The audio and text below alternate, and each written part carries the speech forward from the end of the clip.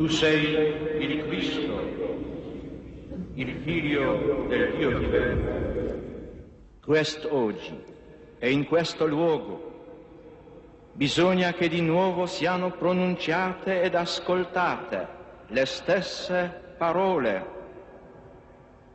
Tu sei il Cristo, il Figlio del Dio vivente.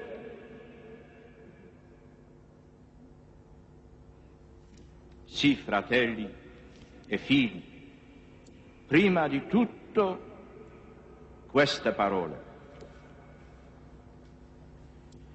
Il loro contenuto dischiude ai nostri occhi il mistero di Dio vivente, mistero che il Figlio conosce e che ci ha avvicinato. Nessuno, infatti, ha avvicinato il Dio vivente agli uomini. Nessuno lo ha rivelato come l'ha fatto solo Lui stesso. Nella nostra conoscenza di Dio, nel nostro cammino verso Dio, siamo totalmente legati alla potenza di queste parole. Chi vede me, vede pure il Padre. Colui che è infinito, inscrutabile, ineffabile, si è fatto vicino a noi in Gesù Cristo, il Figlio unigenito, nato da Maria Vergine nella stalla di Betlemme. Voi tutti che già avete la inestimabile ventura di credere, voi tutti che ancora cercate Dio, eppure voi tormentati dal dubbio, vogliate accogliere ancora una volta, oggi, in questo sacro luogo, le parole pronunziate da Simon Pietro. In quelle parole è la fede della Chiesa. In quelle stesse parole è la nuova verità, anzi, ultima e definitiva verità sull'uomo, il Figlio del Dio vivente. Tu sei il Cristo, Figlio del Dio vivente. Oggi il nuovo Vescovo di Roma inizia solennemente il suo ministero e la missione di Pietro. In questa città, infatti, Pietro ha espletato ed ha compiuto la missione affidatagli dal Signore. Il Signore si rivolse a lui dicendo: quando eri più giovane, tu cingevi la veste da solo e andavi dove volevi, ma quando sarai vecchio, tenderai le tue mani e un altro ti cingerà la veste e ti porterà dove tu non vuoi. Pietro è venuto a Roma. Cosa lo ha guidato e condotto a questa urbe, cuore dell'impero, se non l'obbedienza al mandato e all'ispirazione ricevuta dal Signore? Forse questo pescatore di Galilea non avrebbe voluto venire fin qui, forse avrebbe preferito restare là, sulle rive del lago di Genesaret, con la sua barca, con le sue reti, ma guidato dal Signore, obbediente alla sua ispirazione è giunto qui. Sì, fratelli e figli, Roma è la sede di Pietro. Nei secoli gli sono succeduti in questa sede sempre nuovi vescovi. Oggi un nuovo vescovo sale sulla cattedra romana di Pietro, un vescovo pieno di trepidazione, consapevole della sua indegnità. E come non trepidare di fronte alla grandezza di tale chiamata e di fronte alla missione universale di questa sede romana? Alla sede di Pietro a Roma,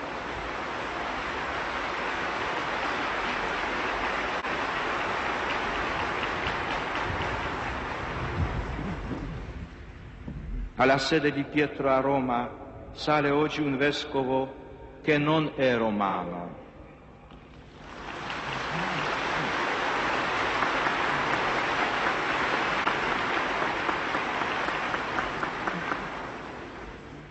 Un vescovo che è figlio della Polonia.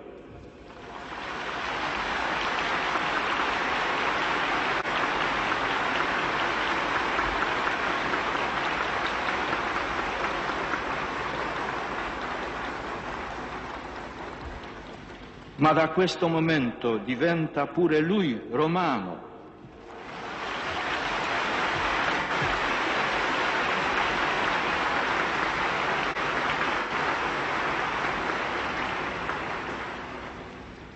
Anche perché figlio di una nazione la cui storia dai suoi primi albori e le cui millenarie tradizioni sono segnate da un legame vivo, forte, mai interrotto, sentito e vissuto con la sede di Pietro.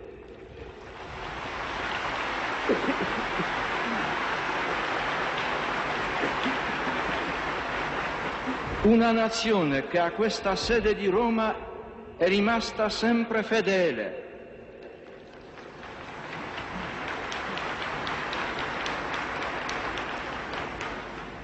O inscrutabile il disegno della divina provvidenza. Il nuovo successore di Pietro nella sede di Roma eleva oggi una fervente, umile, fiduciosa preghiera. O Cristo, fa che io possa diventare ed essere servitore della tua unica potestà, servitore della tua dolce potestà, servitore della tua potestà che non conosce il tramonto. Fa che io possa essere un servo, anzi, servo dei tuoi servi.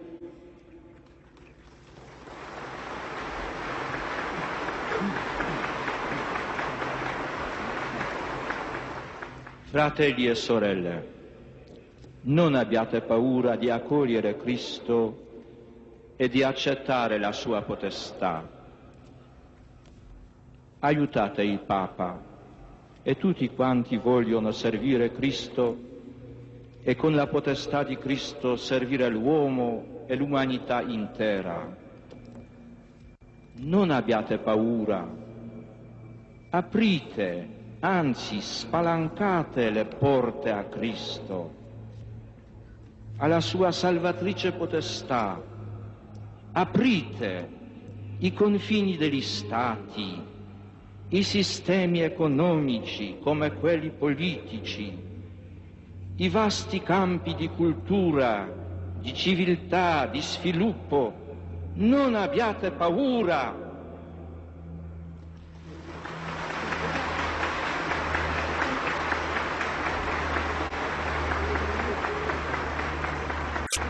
Cristo sa cosa è dentro l'uomo, solo lui lo sa. Oggi così spesso l'uomo non sa cosa si porta dentro, nel profondo del suo animo, del suo cuore. Così spesso è incerto del senso della sua vita su questa terra, è invaso dal dubbio che si tramuta in disperazione. Permettete quindi, vi prego, vi imploro, con umiltà e con fiducia, permettete a Cristo di parlare all'uomo.